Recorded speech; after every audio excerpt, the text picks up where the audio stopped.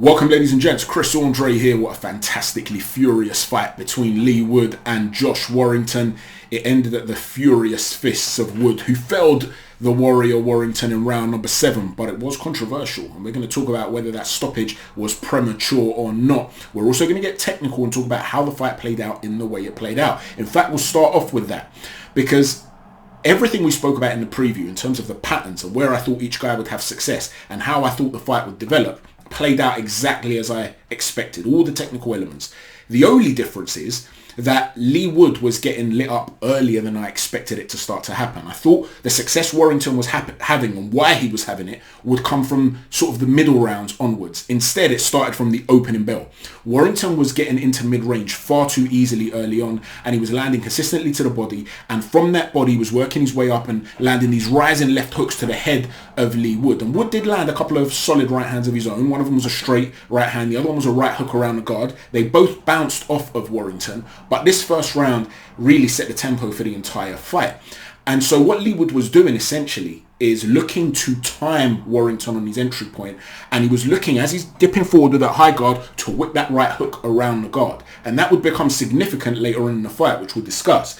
But in the preview I'd explained that it stood out to me that the team of Leigh Wood were not complaining too much about the fact that Warrington can enter the pocket with leading with his head, because what he tends to do is put up that high guard, bend at the knees and rush in, and by rushing in he's seeking to close the range. But because he's bent at the knees and his head comes lower, and he's sometimes against taller fighters, that can bring the forehead directly in line with the opponent's chin, and that can cause a collision.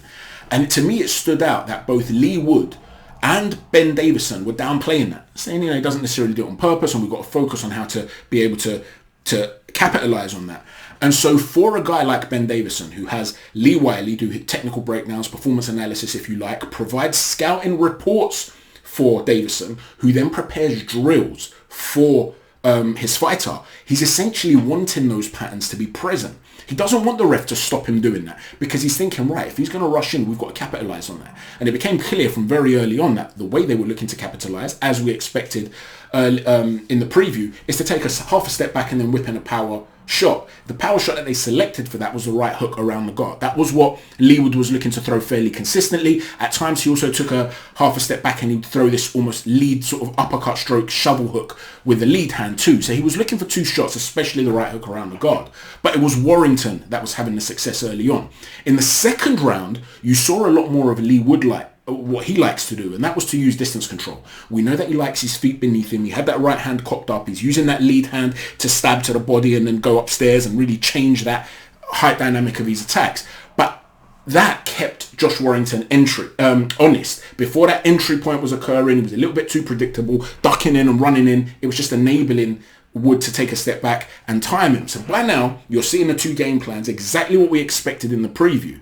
But as I said in the preview, when in the pocket, the mayhem that Warrington causes could stop Leigh Wood from being able to tie him up consistently. And because Wood stands too tall in the pocket, that's going to be Warrington's fight. And I thought that he would start to dominate Leigh Wood in those entries. We also spoke about the fact that Warrington likes to have this high guard, get on the back foot, step away, get you overreaching and then enter. And those raids were completely different to anything that Mauricio Lara offers or Kanju offers. And that foot speed could cause Leigh Wood a lot more problems, because he likes to have his feet beneath him and fight at a composed tempo. So unlike those fights, I expected Warrington to start to cause him serious problems. And from the third round onwards, it was one-way traffic. He hurt Leigh Wood. He put his foot on the gas for a few seconds and then actually stepped off. He didn't want to blow his load. He didn't see this as a moment whereby, oh my God, I've landed. I've got to quickly try and get him out of there. It's cool. I've landed now. You're not quite ready for the taking yet. You're not fully cooked.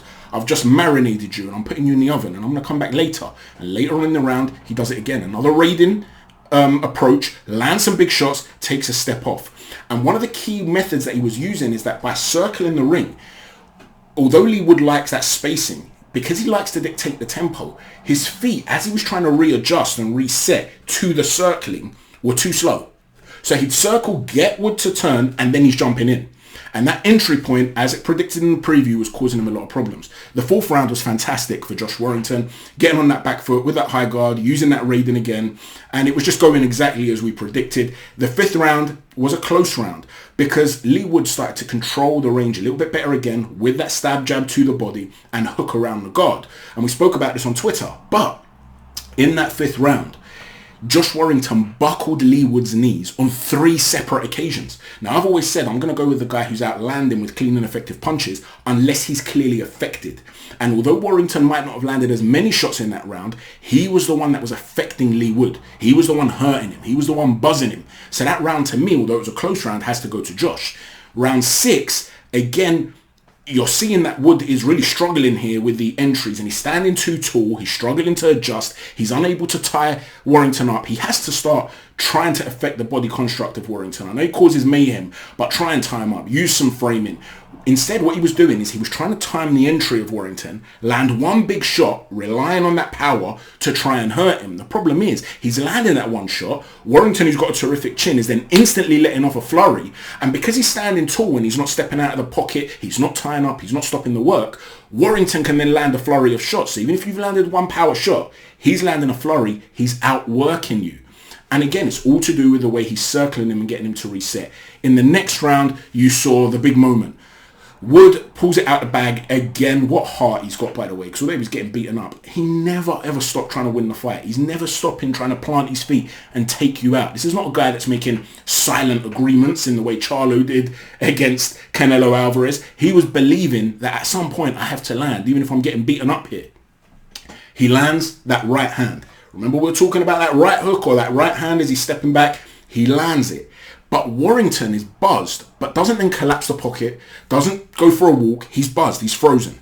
And that enables a flurry of punches to come. Devastating punches, really. And Warrington goes down heavily. And I'm thinking he's not getting up.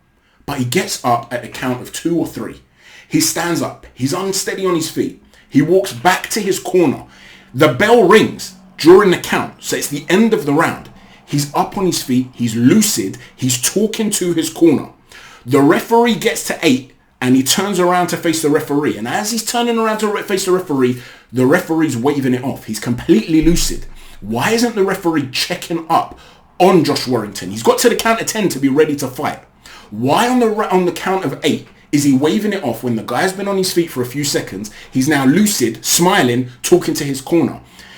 You have to give him the opportunity. Look at him, ask for his gloves, let him present his gloves to you, tell him, take a step forward. If he's not ready, even if the bell's gone, you can't be saved by the bell, wave the fight off.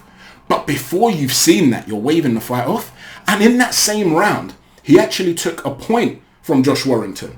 And to me, that was harsh because he did give him one warning, but a lot of the right hooks that were coming around the guard that Wood was complaining about, they were coming from a distance. It's not like he was on top of him and hitting him with rabbit punches. They were looping right hooks and they were just sort of clipping him around the back of the ear. That's not intentionally illegal. So I can understand why Josh Warrington and the Leeds United fans are furious. And let me just say this, right? Prior to the fight, I've been telling everybody I like both of these two fighters. I like the cities. Quite frankly, I've never met anyone from Nottingham that I didn't like. Everyone I've ever met from Nottingham, I seem to like. It's a city that I really, I have a bit of a soft spot for. So there's no bias here. Leigh Wood, you couldn't pick a nicer guy, and what a fairy tale. And he's always taken risks, the sort of fighter that I always bang the drum for. I wasn't sitting here rooting for Warrington, and I'm trying to be biased or anything here, but he was well ahead on the scorecards. He beat the count, he was lucid, and you're waving it off at 8. Now, for those people saying, he turned his back, he turned his back because he's walking back to the corner. He's turning back to face the referee at 8. He's not the first fighter to stand up and walk away from the ref. Tyson Fury did that against Deontay Wilder in the first fight, did he not? And the referee could have waved it off when he was down after 2-3 and seemingly not responsive. But you've got to give the fighter the opportunity to go to be ready to fight before the round of 10. His corner up on the apron because the bell has gone. So it's natural to him as he stands up, he's seeing the corner there, he stands up, he's beating the count, he's walked to his corner, he starts talking to his corner.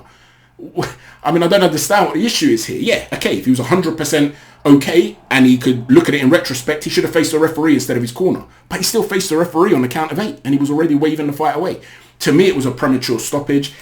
In a way, I think they're going to have to bang the drum for a rematch now, because listen, the Leeds United fans are going to be loud about this. The Nottingham Forest fans are going to be equally loud, saying it was completely fine as a stoppage. I'm sure that'll happen, and it's an all-action fight, British affair, big fight as well. You can imagine it being, selling even more. The face-off and the documentaries they're going to do next time around are going to be superb. You're going to want to watch it. To me, that's the fight that makes sense. Are they going to make it happen? Potentially at the City Ground? Let me know what you think. How did you see the fight playing out? We did pick Josh Warrington to win the fight on points, but we explained how Leigh Wood has that equalising power, and at any stage it could come, and it did come. But in terms of the technical elements, the way the fight was playing out, it was going exactly as I expected it to. And if you're in Team Wood, are you going to sit there and say, let's run this back because we're going to find a home for that right hand at some point? Or are you going to look at it and say, you know what, much like the Michael Conlon fight here, he's really pulled it out the bag. We're better off going another route rather than risking this, because over the course of the 7 rounds, say, we did one round? How confident is he going to be with going back into that fight? Let me know what you think, ladies and gents. Don't forget to hit a stiff jab on the like button, the right cross on the subscribe button, and an uppercut on the notifications button. Thanks for watching. Chat to you soon. Take care. God bless.